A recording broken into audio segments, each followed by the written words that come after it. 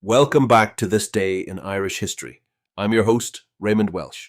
Before we dive into today's story, if you'd like to explore other significant events that happened on this day in Irish history, visit thisdayirishhistory.com.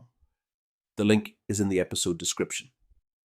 Now, let's journey back to March 15th, 1999, when the brutal assassination of human rights solicitor Rosemary Nelson sent shockwaves through Ireland and beyond, raising serious questions about collusion, justice, and the rule of law. Rosemary Nelson was a formidable and respected lawyer from Lurgan, County Armagh. She had earned a reputation for her fearless defence of nationalist clients and her willingness to take on high-profile cases that others shied away from. Among her most well-known clients was the Garvaghy Road Residents Coalition, who opposed Orange Order marches through their predominantly nationalist area.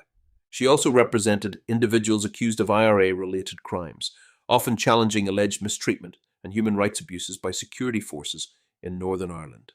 Nelson's work brought her into direct conflict with both Loyalist paramilitaries and elements of the security forces. Over the years, she received numerous threats, some of which she believed came from within the police force itself. In 1998, she testified before the United States Congress, expressing concerns about police harassment and intimidation. Her warnings proved chillingly prescient. On the morning of March 15, 1999, Rosemary Nelson left her home in Lurgan and got into her car. As she started the engine, a bomb planted beneath the vehicle detonated. The explosion was devastating, and she succumbed to her injuries a few hours later in hospital. The Loyalist Volunteer Force, LVF, a notorious paramilitary group, was widely suspected of carrying out the attack. However, allegations of collusion between Loyalist paramilitaries and elements of the security forces intensified in the aftermath of her murder. The killing of Rosemary Nelson drew immediate and widespread condemnation, both in Ireland and internationally. Human rights organisations, legal groups, and political leaders called for a full and transparent investigation. The United Nations Special Rapporteur on the Independence of Judges and Lawyers had previously warned of the dangers she faced, making her assassination a damning indictment of the security situation in Northern Ireland at the time. In response to mounting pressure, the British government eventually established the Rosemary Nelson Inquiry in 2005, tasked with examining allegations of collusion.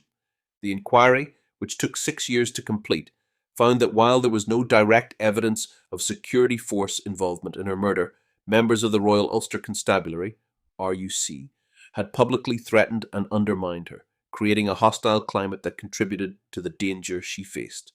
The report was seen as deeply unsatisfactory by many, as it did not definitively address whether state forces had played a covert role in the assassination. The murder of Rosemary Nelson remains one of the most shocking attacks on a human rights lawyer in modern history. It highlighted the dangers faced by those who seek justice in conflict-ridden societies and cast a long shadow over Northern Ireland's policing and security institutions. Even today, her case is emblematic of the deep scars left by the Troubles and the ongoing quest for accountability and truth. Thank you for joining me on this journey through Ireland's rich past. Please like and subscribe. And until next time, I'm Raymond Welsh.